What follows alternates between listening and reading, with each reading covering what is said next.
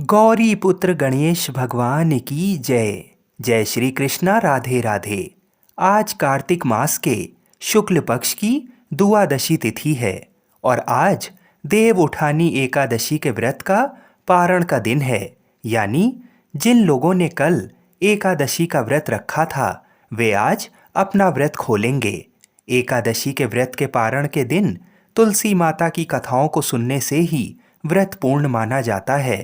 तो जिन लोगों ने व्रत नहीं भी रखा है उन्हें भी दुआदशी के दिन तुलसी माता की कथाओं को सुनने से अनंत शुभ फलों की प्राप्ति होती है। तो आइए भगवान श्री लक्ष्मी नारायण जी के चरणों का ध्यान करते हुए इन कथाओं को सुनते हैं। तो आप लोग बड़ी श्रद्धा और प्रसन्न चित मन से इन कथाओं को पूरा अवश्य सुनिएगा। बोलिए श्री लक्ष्मी नारायण भगवान की जय। बोलिए श्री राधा कृष्ण भगवान की जय। बोलिए श्री तुलसी शालिग्राम जी की जय। तुलसी महारानी नमो नमो, हरि की पटरानी नमो नमो। आइए सुनते हैं तुलसी माता की संपूर्ण कथाएं। तुलसी माता को हरि प्रिया भी कहा जाता है। जितना भगवान श्री हरि विष्णु सोने चांदी हीरे मोती और रत्नों से प्रसन्न नहीं होते हैं उतना सिर्फ तुलसा दल से प्रसन्न हो जाते हैं। सच्ची श्रद्धा भाव से तुलसा दल भगवान विष्णु को अर्पित करने से मनुष्य के सभी संकट कट जाते हैं और मनोकामनाओं की पूर्ति होती है। शास्त्र अनुसार एकादशी के दिन तुलसी जी में कभी भी जल नहीं चढ़ाना चाहिए, क्योंकि तुलसी महारानी स्वयं एकादशी का निर्जला व्रत रखती हैं। लेकिन दुआदशी के दिन व्रत के पारण के समय तुलसी माता को जल अवश्य चढ़ाना चाहिए और पूरे विधि विधान से पूजा पाठ करके उनकी कथाओं को सुनकर ही अपना व्रत खोलें। एक बार एक गांव में एक बुजुर्ग महिला रहा करती थी। वह बहुत ही पूजा पाठ किया करती थी। वह रोज तुलसी माँ की पूजा करती थी और वह बुजुर्ग महिला रोज तुलसी माता से कहती, हे तुलसी माँ, तुम मुझे बहू दे, पीताम्बर की धोती दे, मीठा मीठा घास दे, बैकुंठ में वास दे, चटक की चाल दे, पटक की मौत दे, चंदन का काठ दे, रानी सा काज दे, दाल भात का भोजन दे, ग्यारस की मौत दे और कृष्ण जी का कंधा दे। वह बुजुर्ग महिला हर महीने में तुलसी माता की रोज पूजा करती और उनके बिरले को रोज सींचती। तुलसी माता बुजुर्ग महिला की बात सुनकर धीरे धीरे सूखने लगीं। तभी भगवान श्री कृष्ण जी ने देखा कि तुलसी माता सूख रही हैं और तभी एक दिन भगवान श्री कृष्ण तुलसी माता जी के पास प्रकट हुए और भगवान श्री कृष्ण जी ने तुलसी माता से पूछा, तुम क्यों सूख रही हो? सभी महिलाएं तुम्हारी पूजा करती हैं और तुमको रोज सींचती हैं, लेकिन फिर भी तुम सूखती जा रही हो, इसका कारण क्या है? जिसके बाद तुलसी माता ने भगवान श्री कृष्ण जी से कहा कि हे प्रभु, एक बुजुर्ग महिला मेरे पास रोज आती है और रोज एक ही बात बोलती है, हे तुलसी माता, सबकी दाता, मैं तेरा बिरला सींचती हूँ, तुम मुझे बहू दे, पीताम्बर की धोती दे, मीठा मीठा घास दे, बैकुंठ में वास दे, चटक की चाल दे, पटक की मौत दे, चंदन का काठ दे, रानी सा राज दे, दाल भात का भोजन दे, ग्यारस की मौत दे और कृष्ण जी का कंधा दे। मैं उस बुजुर्ग महिला की सारी मनोकामनाएं पूरी कर सकती हूँ, लेकिन उसकी एक मनोकामना पूरी नहीं कर सकती। मैं कृष्ण जी का कंधा कहाँ से दूंगी? भगवान श्री कृष्ण जी तुलसी माता की बात सुनकर जोर जोर से हंसने लगे और फिर भगवान श्री कृष्ण जी ने तुलसी माता जी से कहा कि तुम चिंता मत करो, जब वह बुजुर्ग महिला की मृत्यु होगी तब मौके पर मैं और आप ही कंधा दे देंगे। आप सुबह जब वह पूजा करने आए तब कह देना कि सब कुछ तुम्हें मिल जाएगा। कुछ दिनों बाद वह वृद्ध महिला ठोकर खाकर रास्ते में गिरकर मर गई। पूरे गांव के सभी लोग आए और उस महिला को सभी लोग धर्मात्मा मानते थे। उसको तुलसा जी की डोकरी कहते थे। उसके परिवार में कोई भी नहीं था, इसलिए गांव वालों ने ही उसके अंतिम संस्कार करने की योजना बनाई और उसे नहलाकर जब बैकुंठी पर बैठाने के लिए उसे उठाने लगे तो उसके मृत शरीर इतना भारी हो गया था कि उसे कोई उठा नहीं पाया। ये सब देखकर वहाँ के सभी लोग तरह तरह की बातें करने लगे और कहने लगे कि ये इतना पूजा पाठ करती थी, हर समय माला फेरती थी, इसलिए ये इतनी भारी हो गई है। वहीं पूरे गांव में चर्चा होने लगी कि डोकरी माई कोई भक्ति नहीं करती थी, ये छल कपट करती थी। हम जिसे धर्मात्मा समझते थे वह पापी है, जो कि किसी से भी नहीं उठ पा रही है। ये इसके कर्मों की सजा है। इधर भगवान ने सोचा कि मेरे भक्तों की निंदा हो रही है, इसलिए भगवान ने बूढ़े ब्राह्मण का भेष धारण करके वहाँ पर आए और वहाँ पर एकत्रित लोगों से पूछने लगे कि यहाँ पर इतनी भीड़ क्यों लगी है, जिससे लोग कहने लगे कि ये डोकरी माई मर गई है और पाप इतना था कि जिससे ये उठ नहीं पा रही है। सब उठा उठा कर थक गए। तब ब्राह्मण ने कहा कि मुझे एक बार डोकरी के कानों में कहने दो, फिर वह देखो कैसे उठती है। तो सभी लोग ने कहा कि आप भी प्रयास करके देख लीजिए। तब भगवान ने उस वृद्ध महिला के कानों में कहा कि हे डोकरी माई, देखो मैं आ गया। और जो डोकरी पूजा करते समय शब्द कहती थी, वह शब्द उसके कानों में कहने लगे, तू बिरला सींचूं तेरा, मैं करूं निस्तारा मेरा। डोकरी माई बहू ले, बेटी ले, पोता ले, लड्डू ले, पीतांबर की धोती ले, गहना ले, घी का घड़ा ले, मीठा मीठा खीर और पूड़ी ले, दाल भात का भोजन ले, धन दौलत ले, बेटा पोता को काम ले, तुलसी को पता ले, मुंह में गंगा जल ले, 11 को दिन ले, चंदन को दाग ले, श्री कृष्ण जी का कंधा ले। इतना सुनते ही डोकरी हल्की हो गई। भगवान ने बोला, आओ और उसको उठाओ।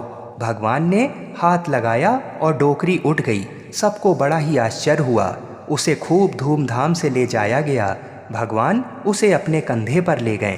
पूरे गांव में इसकी चर्चा होने लगी, जिससे उसको मुक्ति मिल गई और वह बैकुंठ में चली गई। सभी लोग देखते रह गए। सभी लोगों ने देखा कि शमशान घाट तक तो ब्राह्मण साथ ही आया था, लेकिन अब वह दिखाई नहीं दे रहा है। इससे लोगों को समझ में आ गया कि वह कोई और नहीं, स्वयं भगवान ही बूढ़े ब्राह्मण के रूप में आए थे। बोलिए श्री राधा कृष्ण भगवान की जय। बोलिए श्री तुलसी शालिग्राम जी की जय। आइए अब तुलसी माता की दूसरी कथा को सुनते हैं। इस कथा को सुनने से एकादशी के व्रत का संपूर्ण फल मिल जाता है। तो आइए प्रसन्न चित्त मन से इस कथा को सुनते हैं। एक कथा के अनुसार एक कुटुंब में ननद तथा भाभी साथ रहती थीं। ननद का विवाह अभी नहीं हुआ था। वह तुलसी के पौधे की बहुत सेवा करती थी, लेकिन उसकी भाभी को ये सब बिल्कुल भी पसंद नहीं था। जब कभी उसकी भाभी को अत्यधिक क्रोध आता, तब वह उसे ताना देते हुए कहती कि जब तुम्हारा विवाह होगा तो मैं तुलसी ही बारातियों को खाने को दूंगी और तुम्हारे दहेज में भी तुलसी ही दूंगी। कुछ समय बीत जाने पर ननद का विवाह पक्का हुआ। विवाह के दिन भाभी ने अपनी कथनी के अनुसार बारातियों के सामने तुलसी का गमला फोड़ दिया और खाने के लिए कहा। तुलसी की कृपा से वह फूटा हुआ गमला अनेकों स्वादिष्ट पकवानों में बदल गया।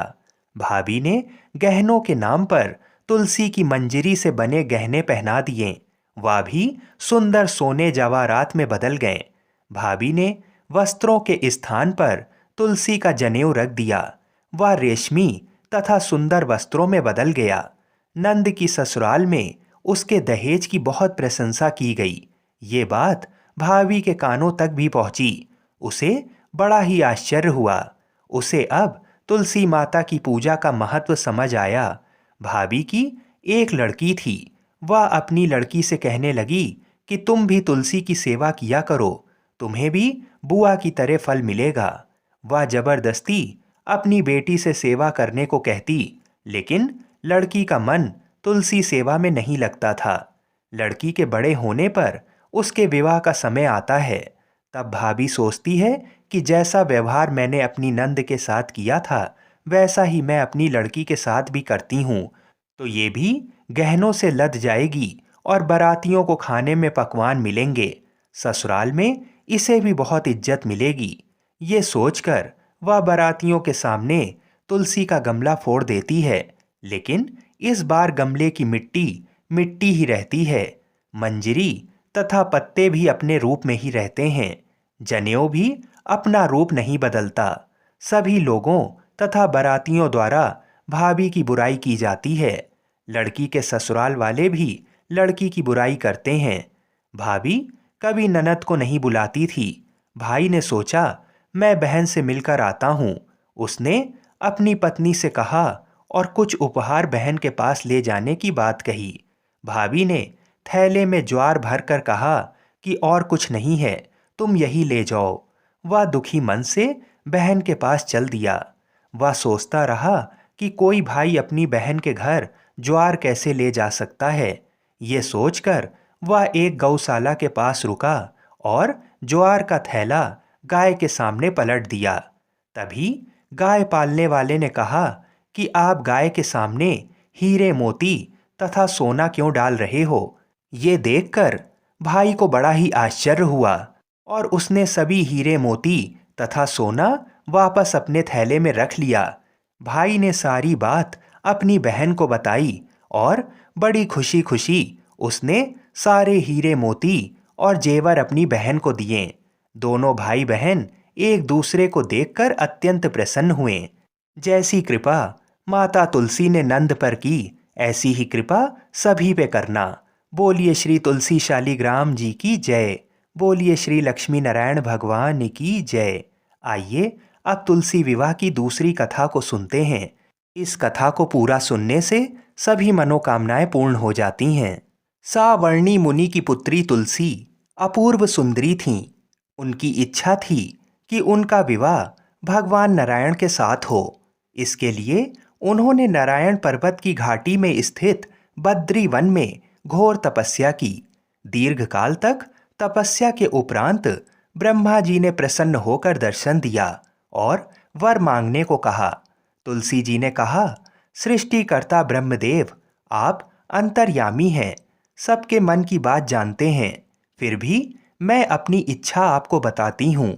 मैं चाहती हूँ कि भगवान श्री नारायण मुझे पति के रूप में मिलें। ब्रह्मा जी ने कहा, तुम्हारा अभीष्ट तुम्हें अवश्य मिलेगा। अपने पूर्व जन्म में किसी अपराध के कारण तुम्हें श्राप मिला है। इसी प्रकार भगवान श्री नारायण के एक पार्षद को भी दानव कुल में जन्म लेने का श्राप मिला है। दानव कुल में जन्म लेने के बाद भी उसमें नारायण का अंश विद्यमान रहेगा। इसलिए इस जन्म में पूर्व जन्म के पाप के शमन के लिए संपूर्ण नारायण तो नहीं, नारायण के अंश से युक्त दानव कुल जन्म में उस शापग्रस्त पार्षद से तुम्हारा विवाह होगा। श्राप मुक्त होने पर भगवान श्री नारायण सदा सर्वदा के लिए तुम्हारे पति हो जाएंगे। तुलसी जी ने ब्रह्मा के इस वर को स्वीकार किया, क्योंकि मानव कुल में जन्म के कारण उसे मायावी भोग तो भोगना ही था। तुलसी बद्री वन में ही रहने लगी। नारायण का वह पार्षद दानव कुल में शंखचूर्ण के नाम से पैदा हुआ था। कुछ दिनों के बाद वह भ्रमण करता हुआ बद्री वन में आया। यहाँ तुलसी को देखते ही वह उस पर मुग्ध हो गया। तुलसी जी के सामने उसने अपने साथ विवाह करने का प्रस्ताव रखा। इतने में ही वहां ब्रह्मा जी आ गए और तुलसी से कहा, तुलसी, शंखचूर्ण को देखो, कैसा देवोपम इसका स्वरूप है। दानव कुल में जन्म लेने के बाद भी लगता है जैसे इसके शरीर में नारायण का वास हो। तुम प्रस्ताव को साहर्ष स्वीकार कर लो। तुलसी को भी लगा कि उसकी तपस्या पूर्ण हुई, उसे इच्छित फल मिला है। शंखचूर्ण के साथ उसका गंधर्व विवाह हो गया और वह शंखचूर्ण के साथ उसके महल में पत्नी बनकर आ गई। शंखचूर्ण ने अपनी परम सुंदरी सती साध्वी पत्नी तुलसी के साथ बहुत दिनों तक राज्य किया। उसने अपने राज्य का इतना विस्तार किया कि देवलोक तक उसके अधिकार में आ गया। स्वर्ग का सुख भोगने वाले देवताओं की दशा भिखारियों जैसी हो गई। शंखचूर्ण किसी को कष्ट नहीं देता था, पर अधिकार और राज्य छिन जाने से सारे देवता मिलकर ब्रह्मा, विष्णु और शिव जी की सभा में गए तथा अपनी विपत्ति सुनाई। ब्रह्मा जी ने कहा, तुलसी परम साध्वी है, उसका विवाह शंखचूर्ण से मैंने ही कराया था। शंखचूर्ण को तब तक नहीं हराया या मारा जा सकता जब तक तुलसी को ना छला जाए। विष्णु जी ने कहा, शंखचूर्ण पूर्व जन्म में मेरा पार्षद था। श्राप के कारण उसे दैत्य कुल में जन्म लेना पड़ा। इस जन्म में भी मेरा अंश उसमें व्याप्त है। साथ ही तुलसी के पतिव्रत धर्म से वह अजय है। फिर देवताओं की सहमति से भगवान शिव ने शंखचूर्ण के पास संदेश भेजा कि या तो वह देवताओं का राज्य लौटा दे या फिर उनसे युद्ध करे। शंखचूर्ण भगवान शिव के पास पहुंचा। उसने कहा, देवादिदेव, आपके लिए देवताओं का पक्ष लेना उचित नहीं है। राज्य बढ़ाना हर राजा का कर्तव्य है। मैं किसी को दुखी नहीं कर रहा हूँ। देवताओं से कहिए वे मेरी प्रजा होकर रहें। मैंने आपका भी कोई अपकार नहीं किया है। हमारा आपका युद्ध शोभा नहीं देता। अगर आप हार गए तो बड़ी लज्जा की बात होगी। मैं हार गया तो आपकी कीर्ति बहुत अधिक नहीं बढ़ेगी। भगवान शंकर हंसने लगे। वे तो सब रहस्य समझते थे। तुलसी और शंखचूर्ण के पूर्व जन्म के श्राप की अवधि लगभग पूरी हो चुकी थी। शिव जी बोले, इसमें कीर्ति और लज्जा की बात नहीं है। तुम देवों का राज्य लौटाकर उन्हें उनके पद पर प्रतिष्ठित होने दो। युद्ध से बचने का यही एक उपाय है। शंखचूर्ण ने कहा, मैंने युद्ध के बल से देवलोक जीता है। कोई उसे युद्ध के द्वारा ही वापस ले सकता है। ये मेरा अंतिम उत्तर है। अब मैं जा रहा हूँ। ऐसा कहकर शंखचूर्ण चला गया। उसने अपनी पत्नी तुलसी को सारी बात बताई और कहा, कर्म भोग सब काल सूत्र में बंधा है। जीवन में हर्ष शोक भय सुख दुख मंगल अमंगल काल के अधीन है। हम तो केवल निमित्त मात्र हैं। संभव है भगवान शिव देवों का पक्ष लेकर मुझसे युद्ध करें। तुम चिंता मत करना। तुम्हारा सती तेज मेरी रक्षा करेगा। दूसरे दिन भगवान शंकर के नेतृत्व में देवताओं ने युद्ध छेड़ दिया। शंखचूर्ण ने भीषण बाणों की वर्षा कर उनका वेग रोका। उसके प्रहार से देवता डगमगाने लगे। उसने दानवी शक्ति का प्रयोग करके मायावी युद्ध आरंभ किया।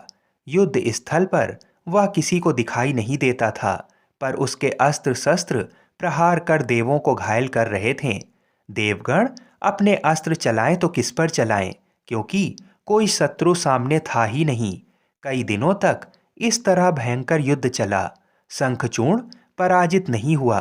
तब शिव जी ने विष्णु जी से कहा, हे विष्णु जी, कुछ उपाय करो, अन्यथा मेरा तो सारा यश मिट्टी में मिल जाएगा। भगवान विष्णु ने सोचा, बल से तो शंखचूर्ण को हराया नहीं जा सकता, इसलिए छल का सहारा लेना होगा। उन्होंने तुरंत अपना स्वरूप शंखचूर्ण के जैसा बनाया और अस्त्र शस्त्र से सज्जित हो तुलसी के पास आए। बोले, हे प्रिय, मैं युद्ध जीत गया हूँ। सारे देवता भगवान शंकर समेत हार गए हैं। इस खुशी में आओ मैं तुम्हें अंग से लगा लूं। पति को प्रत्यक्ष खड़ा देख तथा विजय का समाचार सुनकर वह दौड़कर मायावी शंखचूर्ण के गले से लिपट गईं। इस प्रकार पति पत्नी दोनों ने आलिंगन हो खूब खुशी मनाई। पर पुरुष के साथ इस प्रकार के व्यवहार से उसका सती तेज नष्ट हो गया। उसका सती तेज जो शंखचूर्ण की कवच के रूप में रक्षा कर रहा था, वह कवच नष्ट हो गया। शंखचूर्ण शक्तिहीन हो गया। ये जानते ही भगवान शंकर ने अपने त्रिशूल से प्रहार किया। त्रिशूल के लगते ही शंखचूर्ण जलकर भस्म हो गया। शंखचूर्ण की मृत्यु को जानकर विष्णु जी अपने असली स्वरूप में आ गए। सामने अपने पति शंखचूर्ण के स्थान पर भगवान विष्णु को खड़ा देख तुलसी बहुत विस्मित हुई। उनको पता लग गया कि स्वयं नारायण ने उनके साथ छल किया है। क्रोध में आकर तुलसी जी ने भगवान विष्णु को श्राप दिया कि एक सती स्त्री का सतीत्व भंग करने के अपराध में तुम हृदयहीन पत्थर हो जाओ। विष्णु ने तुलसी के श्राप को सिरोधार्य कर कहा, देवी, तुम्हारे तथा शंखचूर्ण के कल्याण के लिए मुझे ऐसा करना पड़ा। तुम दोनों को श्राप मुक्त करना था। तुम भी अब शरीर त्याग कर तुलसी बिरवा के रूप में जन्म लोगी और मेरी पूजा तुलसी दल से होगी। मैं शालीग्राम पत्थर बनूंगा। मेरे शीश पर तुम आदर से विराजमान होगी। तुम्हारे पति की हड्डियों के चूर्ण से शंख की उत्पत्ति होगी। उस शंख ध्वनि से देवताओं तथा मेरी पूजा आराधना हुआ करेगी। जहाँ शंख ध्वनि होगी वहाँ मंगलमय मैं विराजमान रहूंगा। तुमने पूर्व जन्म में बद्री वन में मुझे पाने के लिए बड़ी तपस्या की थी। अब अगले जन्म में मैं नारायण प्रस्तर के रूप में बद्रीनाथ वन में स्थापित होऊंगा और मेरी पूजा अर्चना फल फूल से ना होकर तुम्हारे तुलसी दल से होगी। मेरे शीश पर विराजमान होकर तुम मुझसे भी ऊंचा पद प्राप्त करोगी। बोलिए श्री तुलसी शालिग्राम भगवान की जय। बोलिए श्री बद्रीनाथ भगवान की जय। आइए अब तुलसी माता और भगवान गणेश की कथा को सुनते हैं। इस कथा को सुने बिना तुलसी विवाह व्रत पूर्ण नहीं माना जाता। एक समय नव यौवना संपन्ना तुलसी देवी नारायण परायण होकर तपस्या के निमित्त से तीर्थों में भ्रमण करती हुई गंगा तट पर पहुंची। वहां पर उन्होंने गणेश जी को देखा, जो कि तरुण युवा लग रहे थे। अत्यंत सुंदर, शुद्ध और पीतांबर धारण किए हुए थे। आभूषणों से विभूषित थे। सुंदरता जिनके मन का अपहरण नहीं कर सकती, जो कामना रहित, जितेंद्रियों में सर्वश्रेष्ठ, योगियों के योगी तथा जो श्री कृष्ण की आराधना में ध्यानरत थे। उन्हें देखते ही तुलसी का मन उनकी ओर आकर्षित हो गया। तब तुलसी उनका उपहास उड़ाने लगीं। ध्यान भंग होने पर गणेश जी ने उनसे उनका परिचय पूछा और उनके वहां आगमन का कारण जानना चाहा। गणेश जी ने कहा, माता, तपस्वियों का ध्यान भंग करना सदा पापजनक और अमंगलकारी होता है। सुबह भगवान श्री कृष्ण आपका कल्याण करें। मेरे ध्यान भंग से उत्पन्न दोष आपके लिए अमंगल कारक ना हो। इस पर तुलसी जी ने कहा, प्रभु, मैं धर्मात्मज की कन्या हूँ और तपस्या में संलग्न हूँ। मेरी ये तपस्या पति प्राप्ति के लिए है, अतः आप मुझसे विवाह कर लीजिए। तुलसी की ये बात सुनकर बुद्धि श्रेष्ठ गणेश जी ने उत्तर दिया, हे माता, विवाह करना बड़ा भयंकर होता है। मैं ब्रह्मचारी हूँ। विवाह तपस्या के लिए नासक, मोक्ष द्वार के रास्ते बंद करने वाला, भव बंधन की रस्सी, संशयों का उद्गम स्थान है। अतः आप मेरी ओर से अपना ध्यान हटा लें और किसी अन्य को पति के रूप में तलाश करें।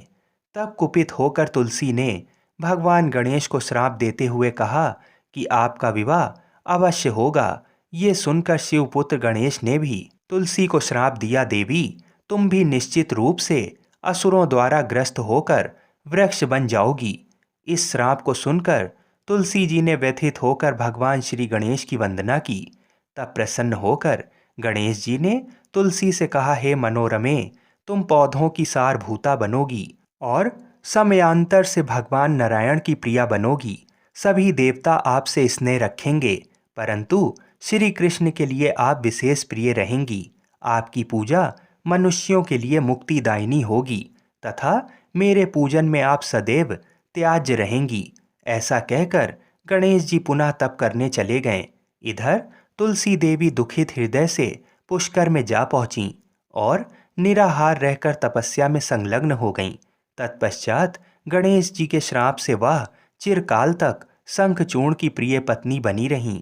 जब शंखचूर्ण शंकर जी के त्रिशूल से मृत्यु को प्राप्त हुआ तो नारायण प्रिया तुलसी का वृक्ष रूप में प्रादुर्भाव हुआ। इस कथा में बताई गई वजह से ही भगवान श्री गणेश की पूजा में तुलसी निषिद्ध मानी गई हैं।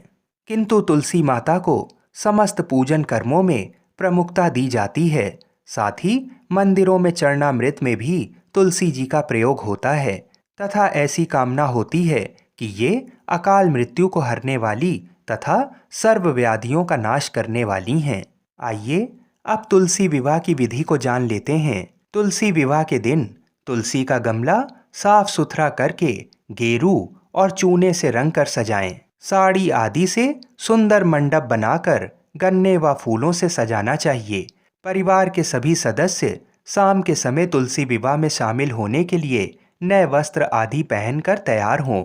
तुलसी के साथ शादी के लिए शालिग्राम जी अवश्य होने चाहिए। ये ना मिलें तो आप अपनी श्रद्धा अनुसार सोने, पीतल या मिश्रित धातु की मूर्ति ले सकते हैं या फिर विष्णु जी की तस्वीर भी ले सकते हैं। यदि कोई व्यवस्था ना हो पाए तो ब्राह्मण से आग्रह करने पर वे मंदिर से शालिग्राम जी की मूर्ति अपने साथ ला सकते हैं। सबसे पहले गणेश जी का पूजन करें, फिर मंत्रों का उच्चारण करते हुए गाजे बाजे के साथ भगवान विष्णु की प्रतिमा को तुलसी जी के निकट लाकर रखें। विष्णु जी को पीले वस्त्र धारण कराएं। पीला रंग विष्णु जी को अत्यधिक प्रिय है। कांसे के पात्र में दही, घी, शहद रखकर भगवान को अर्पित करें। भोग में तुलसी का होना अति आवश्यक है। तुलसी माता को लाल रंग की ओढ़नी अवश्य उड़ानी चाहिए। शालिग्राम जी को चावल नहीं चढ़ाए जाते हैं, इसलिए उन्हें तिल चढ़ाएं। दूध व हल्दी का लेप बनाकर शालिग्राम जी व तुलसी जी को चढ़ाएं। गन्ने से बनाए गए मंडप की भी दूध हल्दी से पूजा करें। विवाह के समय निभाए जाने वाले सभी रस्म अवश्य करें। तुलसी जी और शालिग्राम जी के फेरे भी करवाने चाहिए। तुलसी माता की शादी के लिए मेहंदी, काजल, बिंदी, सिंदूर, चूड़ा आदि सुहाग का सामान तथा बर्तन अवश्य चढ़ाने चाहिए। जो भी भोजन बनाया हो वह एक थाली में 2 जनों के लिए रखकर फेरों के समय भोग लगाने के लिए रखना चाहिए। कन्यादान का संकल्प करें और भगवान से प्रार्थना करें, हे परमेश्वर, इस तुलसी को आप विवाह की विधि से ग्रहण कीजिए। ये पार्वती जी के बीच से प्रकट हुई हैं, वृंदावन की भस्म में स्थित रही हैं। आपको तुलसी अत्यंत प्रिय हैं, अतः इसे मैं आपकी सेवा में अर्पित करता हूँ। मैंने इसे पुत्री की तरह पाल पोस कर बड़ा किया है और आपकी तुलसी आपको ही दे रहा हूँ। हे प्रभु, इसे स्वीकार करने की कृपा करें। इसके पश्चात तुलसी जी और विष्णु जी दोनों की पूजा करें और तुलसी विवाह की कथा सुनें। उसके बाद तुलसी जी और शालिग्राम जी की आरती करें। भगवान को लगाए गए भोग का प्रसाद के रूप में वितरण करें। आप सभी को तुलसी विवाह की हार्दिक शुभकामनाएं। बोलिए श्री लक्ष्मी नारायण भगवान की जय। बोलिए श्री तुलसी शालिग्राम जी की जय। बोलिए श्री राधा कृष्ण भगवान की जय। जय जय श्री राधे।